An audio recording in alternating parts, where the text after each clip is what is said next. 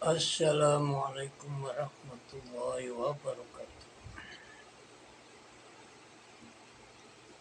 إلى حضرة النبي الكريم سيدنا ومولانا محمد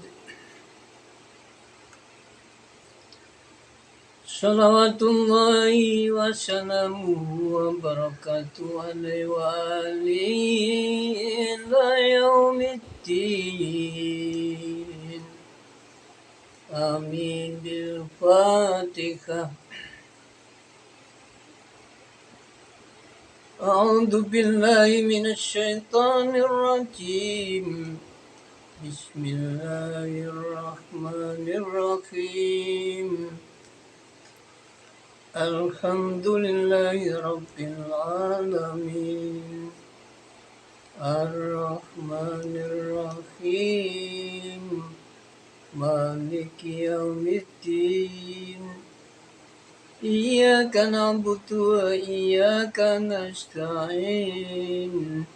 اهدنا الصراط المستقيم صراط الذين أنعمت عليهم غير المغضوب عليهم ولا الضالين. ربنا اغفر لي ولوالدي وللمؤمنين يوم يقوم الحساب. آمين.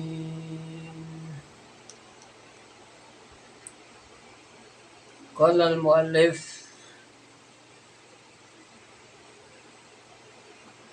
رحمه الله عز وجل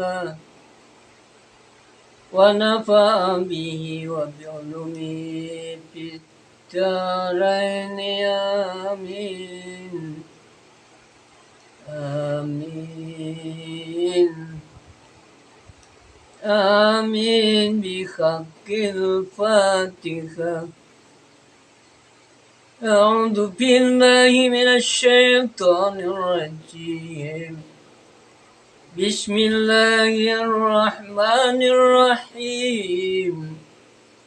الحمد لله رب العالمين الرحمن الرحيم مالك يوم الدين.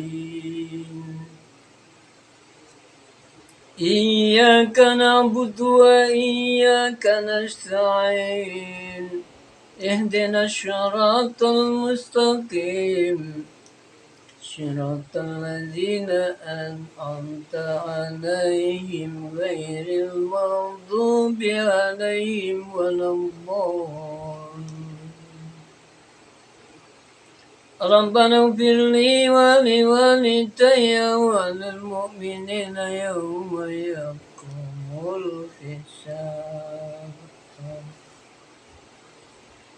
ثم إلى أرواح جميع المؤمنين والمؤمنات والمسلمين والمسلمات والمحسنين والمحسنات في كل مكان وزمان وعالم. خصوصا رسلنا وفروعنا مشايخنا أستاذاتنا تلاميذنا تلميذاتنا ومحبينا وحباتنا في الله عز وجل. ومن له حق علينا من لدى آبائنا سيدنا آدم وسيدتنا حواء على نبينا وعليهم الصلاة والسلام والبركة بحق الفاتحة. أعوذ بالله من الشيطان الرجيم. بسم الله الرحمن الرحيم. الحمد لله رب العالمين الرحمن الرحيم مالك يوم الدين. إياك نعبد وإياك نستعين. اهدنا الصراط المستقيم صراط الذين أنعمت عليهم غير المغضوب عليهم ولا الضالين. ربنا اغفر لي ولوالدي وللمؤمنين يوم يقوم الحساب. Para pemirsa, A'udzubillahi minasyaitonirrajim. Bismillahirrahmanirrahim. Alhamdulillahi rabbil alamin hamdan yuwafi ni'amahu wa yukafi majidahu ala kulli khalin wa ni'mati wa khususan ala ni'matil iman. Wa khususan ala ni'matil iman wal islam wal ihsan ila yaumiddin. وأشهد أن لا إله إلا الله وحده لا شريك له الحكيم وأشهد أن محمدا عبده ورسوله المبعوث رحمة للعالمين. اللهم صل وسلم وبارك على سيد الأنبياء والمرسلين وآله إلى يوم الدين. Amma ba'd, para pemirsa yang budiman, izinkanlah saat ini adalah hari Sabtu, tanggal 25 Maret tahun 2023, pukul 19:04. Saat ini saya berada di dalam ruang belajar kajian Islam Al-Barokah, Dusun Gedung Rukun, Desa Gedung Pring, Kecamatan Balongbang, Kabupaten Gresik, Provinsi Jawa Timur, Indonesia. Akan berbagi tentang ilmu fikih. Ilmu fikih adalah ilmu yang membahas tentang hukum Islam yang berkaitan dengan amal perbuatan umat Islam yang sudah memasuki ranah dewasa dan akalnya sehat. Jadi yang mengatur bagaimana cara sholat, zakat, puasa Ramadan, berhaji, dan lain-lain. Jadi saat ini akan mengantar sebuah tema, mengemukakan sebuah tema rukun Islam, dibarengi dengan pengantar. Kitabnya bernama Safinatun Najah. Safina mungkin artinya itu bahtera, perahu, kapal, najah, keselamatan. Jadi mungkin beliau pengarang, ya, mungkin orang Indonesia sendiri, ya, orang Betawi, Jakarta. Tapi pendatang, imigran, nah, mungkin dari Hadramaut, dari Hadramaut. Namanya Syekh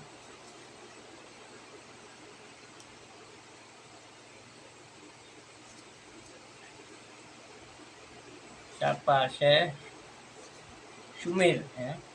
Sumer.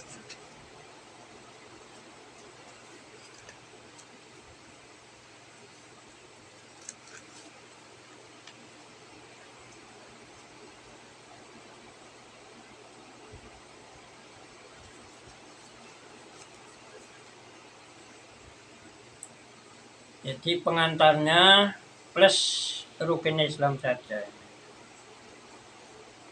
Kitabnya sangat singkat. Mudah-mudahan nanti berupa teks. Akan saya jadikan komentarnya video. Jadi saya akan berusaha selengkap mungkin. Komentarnya nanti yang berupa teks.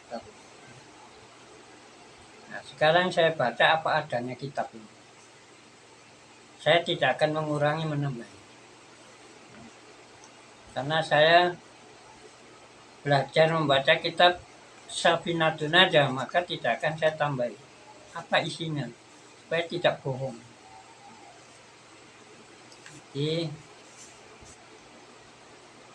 dalam teksnya insya Allah komentar saya kutipkan dari mungkin dari kitab Kasifatu saja, penjelasan kitab ini atau syarahnya, karya gurunya pendiri Nahdlatul Ulama, salah satu gurunya Hadratus Syekh Muhammad Hasyim Asy'ari, Tebuireng, Jombang, Jawa Timur, Indonesia, rahimahullah azza wa jalla, yaitu Syekh Nawawi Al-Bantani asal Banten, Jawa Barat.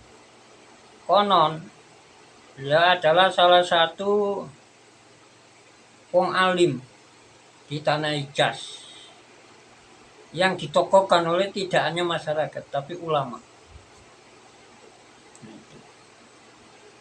Jadi asal Jawa tapi menjadi khodimul ilm, pelayan ilmu, artinya pengasuh, pendidik, ya, pengajar di Masjidil Haram Makkah Al-Mukarram, rahimahullah azza wa jalla. A'udzubillahi minasyaitonirrajim. Bismillahirrahmanirrahim. Bismillahi, saya memulai belajar membaca kitab Safinatun Najah. Seraya mendambakan berkah atau mendambakan pertolongan zat yang kesohor dipanggil dengan nama Allah, itu Bismillah. Ya, ada yang menerjemahkan begitu, bagian dari ulama. Saya menirukan baca semacam itu ketika mengaji syarahnya kitab Aqidatul Awam, yaitu Nurul Dhalam.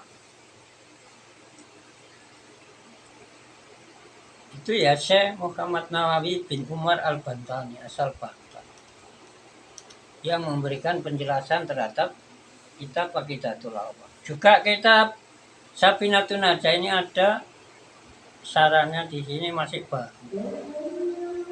Ya. Jadi masih baru. Insya bisa untuk menunjang, memahamkan teks yang sangat singkat ini. Tidak mudah, teks asli matan itu, original teks, tidak mudah itu. Itu kitab komentar, dan kitab komentar biasanya tidak bisa satu, supaya bisa diperbandingkan untuk memperdetil kepahaman. Dia berusaha dari kitab yang besar sampai kitab yang sedang. Ar-Rahmani yang maha pengasih. Biasanya pengasih dengan penyayang itu lebih berat penyayang. Pengasih bisa apa? Pemberi ya. Atau pengasih bisa apa? Yang berbelas kasih. Yang sangat berbelas kasih. Ar-Rahim sangat menyayangi, lebih dari ya, pengasih ya. Pengasih mungkin yang menyintai ya. Kalau menyayangi lebih dari cinta. Karena kalau penerjemah biasanya Bismillahirrahmanirrahim, in the name of Allah. In the name of Allah, the merciful, the most merciful. Nah, yang Rahim diberi most. Sangat atau paling, yang maha, yang paling menyayang. Jadi biasa para penerjemah ya dengan nama Allah yang maha pengasih, yang maha penyayang, atau yang maha pemurah, yang maha pengasih. Tapi kalau saya senang milih dengan nama Allah yang maha pengasih, yang maha penyayang. Itu saya sendiri. Ya berdasarkan pengalaman saya membaca-baca.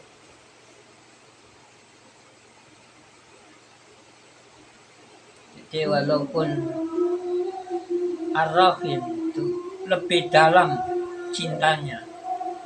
Nah, cintanya itu terarah kepada kaum beriman bertakwa.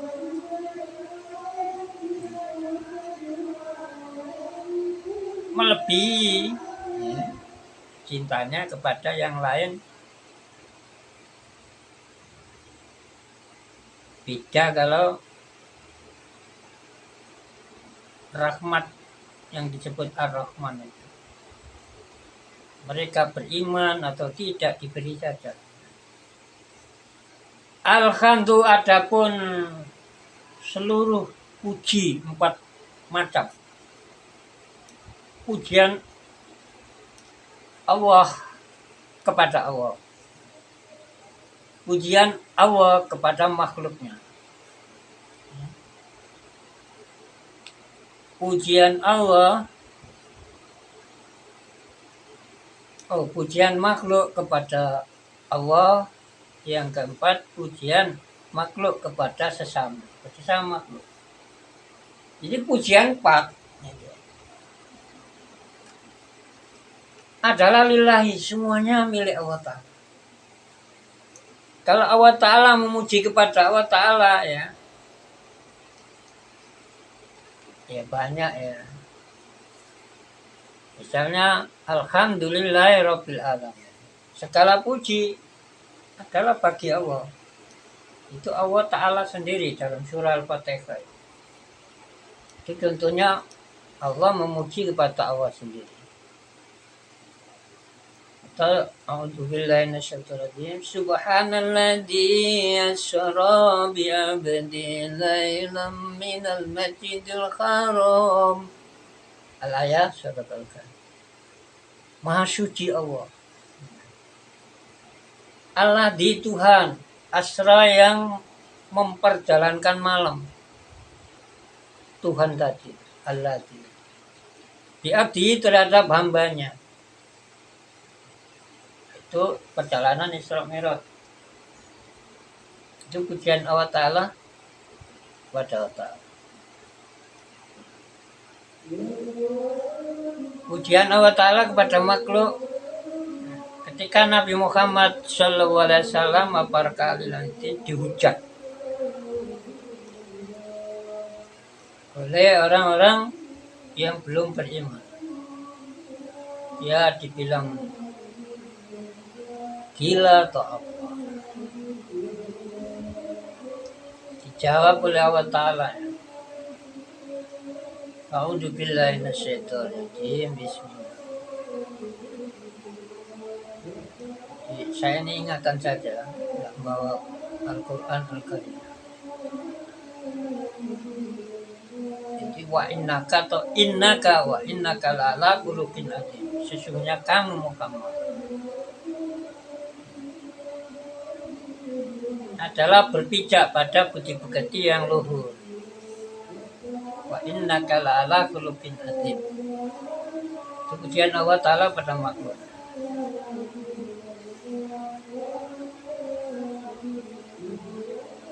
Ini memuji kepada Nabi Muhammad SAW. Yang ketiga, pujian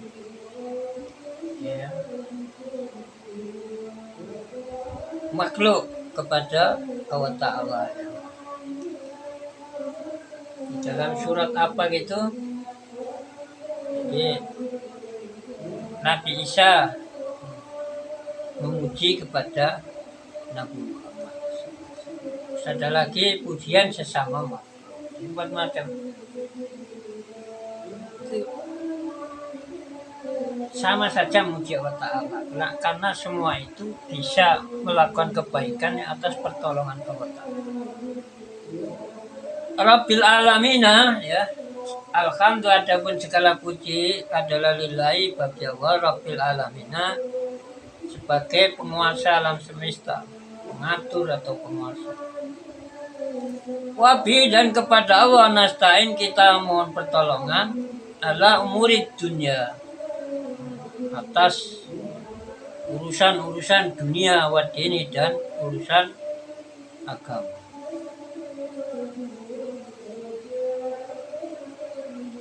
Ya, termasuk mengarang kitab ini,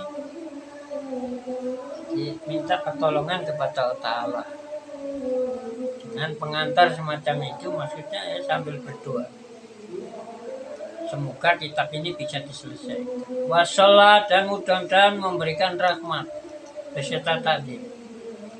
Siapa Allah? Allah ala sayyidina, atas pemimpin kita, atas pemimpin kita Muhammadin, yaitu Nabi Muhammad. Sifatnya khatamin nabiin, yang menjadi penutup para nabi, wali, dan atas kaum keluarga beliau, wasobi, dan para sahabat, ya. Beliau ajmain, ya, seluruh. Wala la haula, ya, tidak ada kekuatan sama sekali untuk menghindar dari maksiat, ya, kalau tidak salah begitu.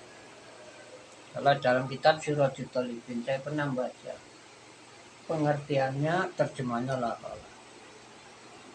Kitab Siratul Talibin itu kitab syarah komentar terhadap kitab Minhajul Abidin. Minhajul Abidin karya Hujjatul Islam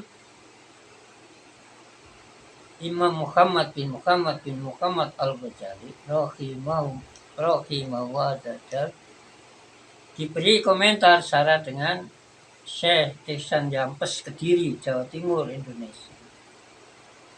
2 jilid. Sampai sekarang mungkin belum ada syarah penjelasan kitab Minhajul Abidin, kecuali dari seorang alim dari Indonesia, namanya Syekh Ihsan Jampes, Kediri, Jawa Timur, Indonesia. Saya ingat saya begitu. Kalau tidak ada kekuatan sama sekali untuk menghindar dari maksiat. Wala kuwata, dan tidak ada kekuatan sama sekali untuk melakukan ibadah. Illa billah, kecuali atas pertolongan Allah. Sifatnya al-ali, yang maluhur tanpa cacat, serba sempurna. Al-azim, maha agung. Sama, mirip pengertiannya. Maha agung artinya ya serba sempurna tanpa cacat, baik zat maupun sifat juga perbuatan. Nah, sekarang mulai, itu tadi pengantar saja. Muqaddimah, mu'alif, autor, penulis teks asli itu autor, mu'alif atau musannif. Nah, kalau keterangannya bernama kasifatu saja, namanya syareh, komentator, pemberi penjelasan. Di antara kitab penjelasan ini namanya kasifatu saja, karya gurunya Mbak Yai Hasyim Asy'ari Tebu Ireng, pendiri ormas Islam terbesar sedunia, Nahdlatul Ulama. Faslun, adapun ini adalah membahas sebuah pasal. Arkanul Islami, bunyinya pasal. Arkanul Islami khamsatun, yaitu lafal Arkanul Islami khamsatun dan seterusnya. Arkanul Islam, adapun pilar-pilar, ya, asas-asas Islam adalah khamsatun, ada 5 hal. Syahadatuan, pertama yaitu kesaksian bahwa tidak sesungguhnya keadaan adalah la ilaha, sama sekali tidak ada satupun Tuhan, illallah, kecuali Allah, wa anna Muhammadan, dan sesungguhnya Nabi Muhammad adalah Rasulullah, messenger of Allah atau Allah's messenger. Pesuruh, ya, bukan pembuat syariat Islam, hanya penyampai.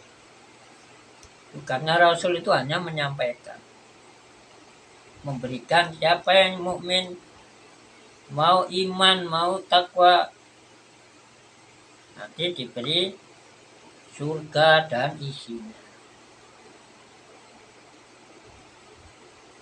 Dan siapa yang ingkar, kafir, munafik, zalim, nah, nanti akan diancam siksa.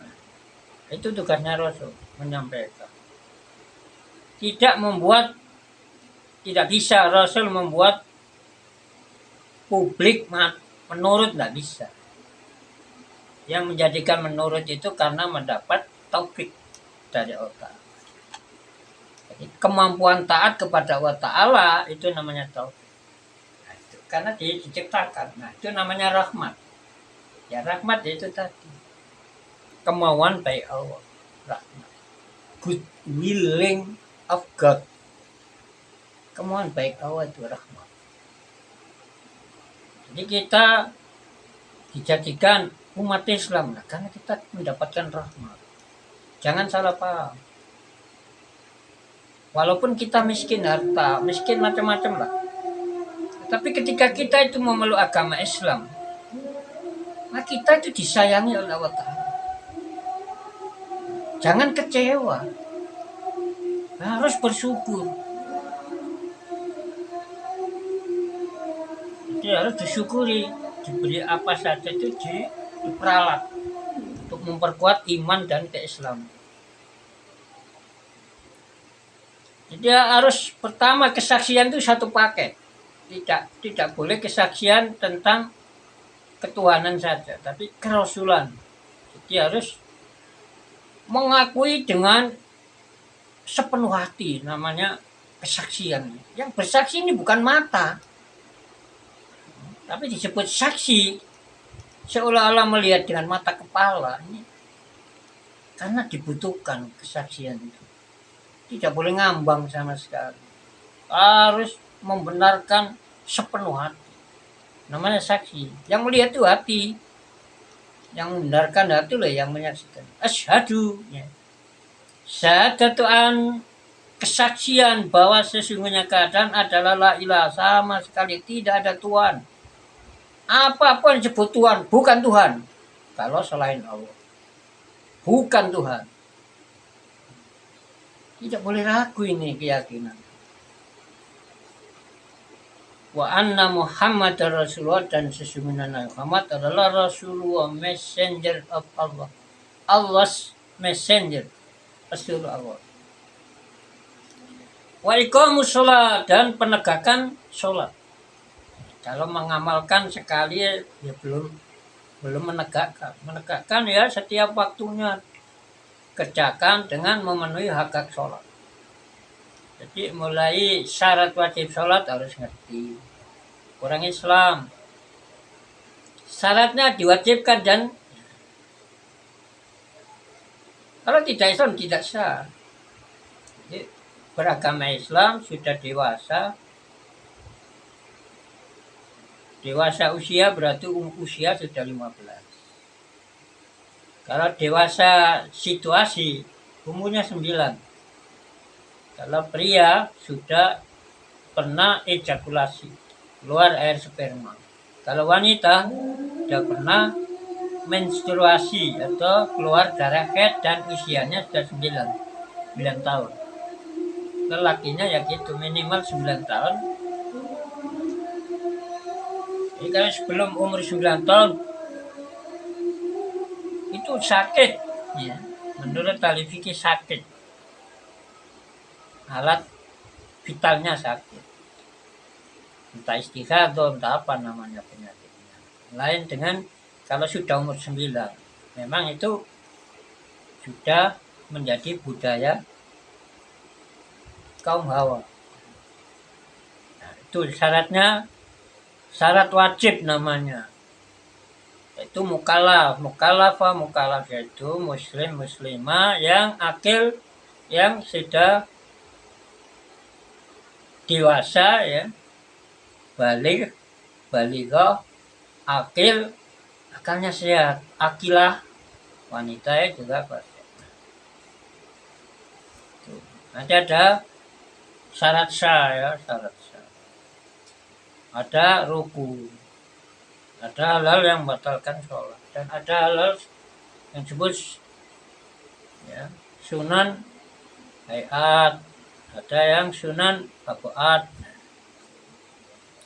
Itu namanya menunaikan sholat, sampai begitu detailnya. Wa itau zakat dan pembayaran zakat. Jadi sebenarnya banyak ya di desa-desa ini. Ya tidak di desa ya kecamatan lah. Orang bisnis itu sudah memiliki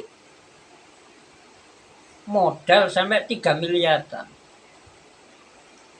Mudah-mudahan para beliau mau mengeluarkan 2,5%. Tidak harus bulan Ramadan zakat mal. Jadi syaratnya bukan Ramadan. Kalau Ramadan padahal lebih dari setahun, maka berdosa. Tidak dikeluarkan zakatnya. Jadi zakatnya itu dihitung dari mulai buka perdagangan, perniagaannya itu bulan apa? Ya tahun buku. Jika itu buku dibuka bulan apa? Ya nanti setahun ya mengeluarkan zakat. Mulai dagang, mulai bisnis. Yang zakat menunggu bulan Ramadan sampai malam hari raya itu zakat fitrah saja. Zakat apapun ada aturannya sendiri. Tidak harus menunggu Ramadan hari raya zakat. Nah ini dibudayakan. Nah, mudah-mudahan Allah Ta'ala memberikan kesehatan pada kita sekalian. Juga teman-teman para pebisnis atau petani, mudah-mudahan tidak memakan harta orang-orang fakir miskin dan 8 golongan yang berhak menerima zakat. Jadi kalau 1 miliar tinggal mengalihkan. Kalau 1 juta 25.000 itu 2%. 1 miliar ya 25.000 dikalikan itu berapa juta? Saya nggak lulus matematika. Kuat otak saya tidak mikir uang. Ya, wa ita'u zakah wa shaum Ramadan, dan menjalankan puasa sebulan penuh Ramadan. Wa hijjul baiti, dan pergi haji man bagi orang istatoa yang dia mampu berhaji. Ya sekarang Ramadan tadi. Jadi Ramadan itu kenapa kok bisa membuat orang sehat? Nomor 1 karena tertib. Dan tidak bisa disangkal bahwa berpuasa setiap hari itu tidak berat. Hampir tidak pernah sakit. Kalau sakit paling-paling gangguan orang halus. Dan itu dibiarkan saja. Dibuat doa saja, nanti lama-lama hilang. Kalau semalam tidak hilang ya 2 malam. 2 malam tidak hilang 3 malam. Saya pernah sampai 2 bulan. Batuk tanpa jeda. Saya biarkan tanpa doa.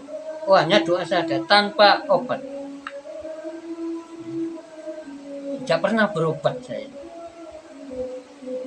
Karena apa sebenarnya? Menurut Bapak kedokteran,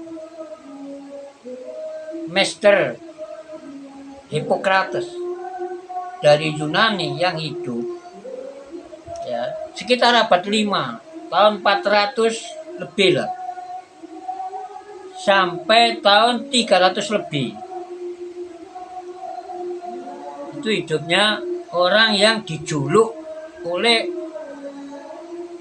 para dokter, baik di kalangan umat Islam maupun di luar Islam. Beliau itu dijuluk Abu Thayyib, Abu Tib, bukan Abu Thayyib. Kalau bahasa Arabnya, Bapak ilmu kedokteran. Nah, kalau di luar Islam ada sebutan Abu Tib itu, saya pernah membaca kitab Ar-Rahmah fi Tibbil Hikmah, karya penulis produktif Islam bernama Syekh Jalaluddin Asyuti rahimahullah, yang konon karangannya lebih dari 600 judul kitab. Tuh. Dia itu menyebut dalam kitab Abu Tib itu, menyebut apa? Pakratun apa kalau dalam bahasa Arab. Kalau bahasa Yunaninya ya Hippokrates. Beliau mengatakan bahwa di dalam makanan dan minuman itu sangat tidak salah kalau menurut ahli kedokteran sekarang. Hanya namanya saja yang beda. Ada obatnya. Jadi ada unsur obat. Kalau orang sekarang kan lebih detail. Ada yang namanya protein. Jadi mengandung bermacam-macam nutrisi. Ada protein hewani, ada protein nabati. Nah, itu kalau dipelajari, kan seban hari kan kita sudah berobat. Nah, supaya ada pahala. Nah, karena kita itu sudah dibimbing oleh para ahli kedokteran, terutama yang dinamakan Bapak Hippokrates itu, Hippokrates. Itu diakui oleh dunia.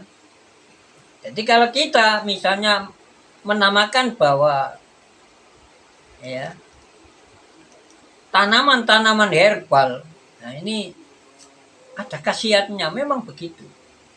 Nah, cuma kan harus ngerti proporsionalitasnya, itu yang penting. Tidak asal makan. Kadang dilarang kalau dua jenis yang sama kandungannya. Misalnya susu dengan ikan daging, sebenarnya tidak baik. Kandungannya sama, bisa menjadi dominasi kandungannya. Lebih takaran yang dibutuhkan.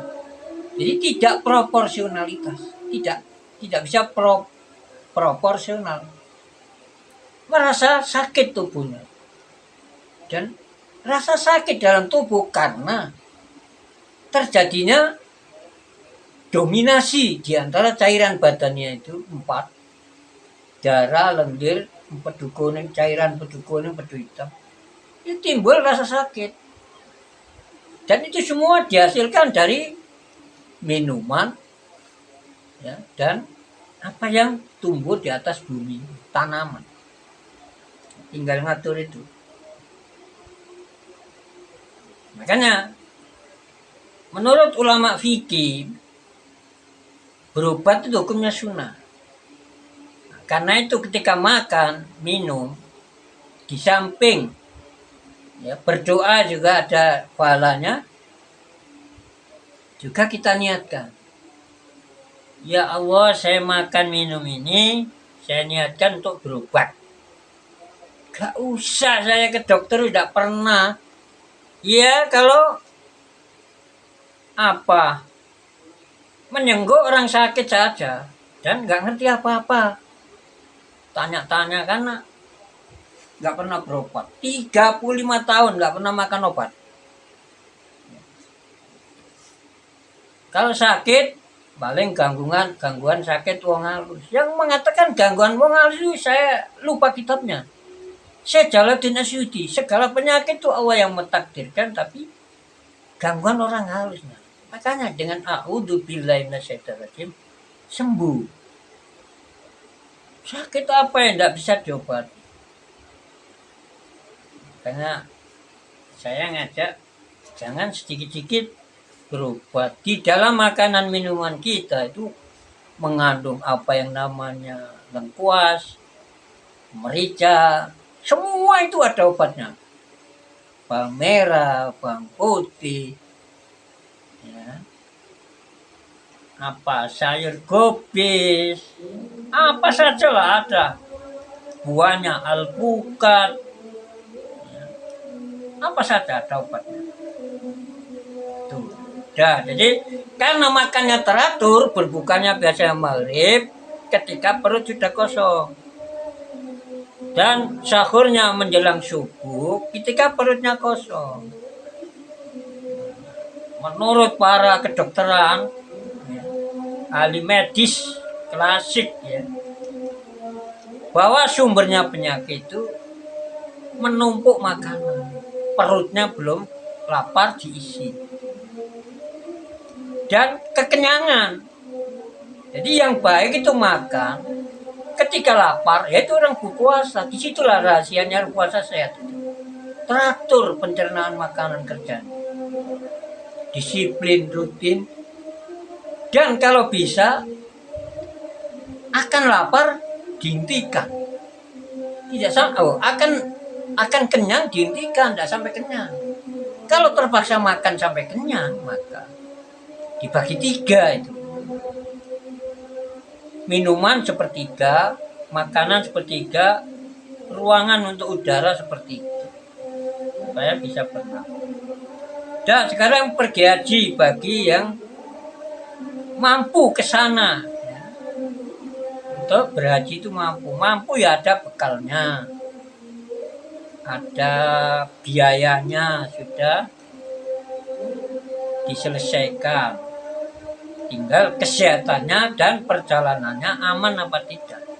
Nah, sekarang ya pesawat terbang yang tidak ada gangguan, ya ada ya mungkin, ya, tidak seperti dulu. Kalau lewat lautan ya mungkin ada perompak atau perampok bajak laut. Nah, sekarang nggak ada. Jadi ada orang yang mampu ilahi kepada Baitullah, apanya mampu sabilan.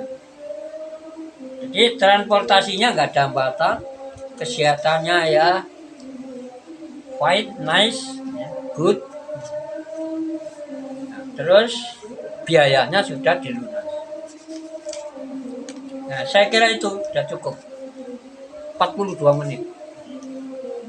Mudah-mudahan salah khilafnya bakal Allah Ta'ala ampuni. Dan mudah-mudahan juga ada yang benar, juga akan Allah Ta'ala berkati. Tidak lupa mohon maaf yang sebesar-besarnya kepada para pemirsa. Semoga saya bisa, ya, melengkapi video ini dengan teks, sehingga mudah-mudahan tidak ada yang muskil, yang meragukan.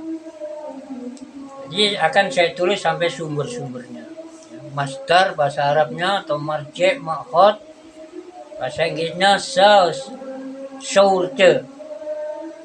bahasa Indonesia sumber atau referensi, rujukan, insya Allah. Sekali lagi minta maaf dari sana atas keterbatasan saya. Saya hanya punya semangat terus belajar dan berbagi. Kita sudahi. A'udzubillahi minasyaitonirrajim. Bismillahirrahmanirrahim. Subhanakallahumma bihamdik asyhadu an la ilaha illa anta astaghfiruka wa atubu ilaik. Wallahu muwaffiq li ahsanit thariq. Alhamdulillahi rabbil alamin. Hamdan yuwafi ni'amahu wa yakafi mazidahu ala kulli halin wa ni'mah. Wa nafsu khususan ala ni'matil iman wal islam wal ihsan ila yaumil qiyamah. Wassalamu alaikum warahmatullahi wabarakatuh.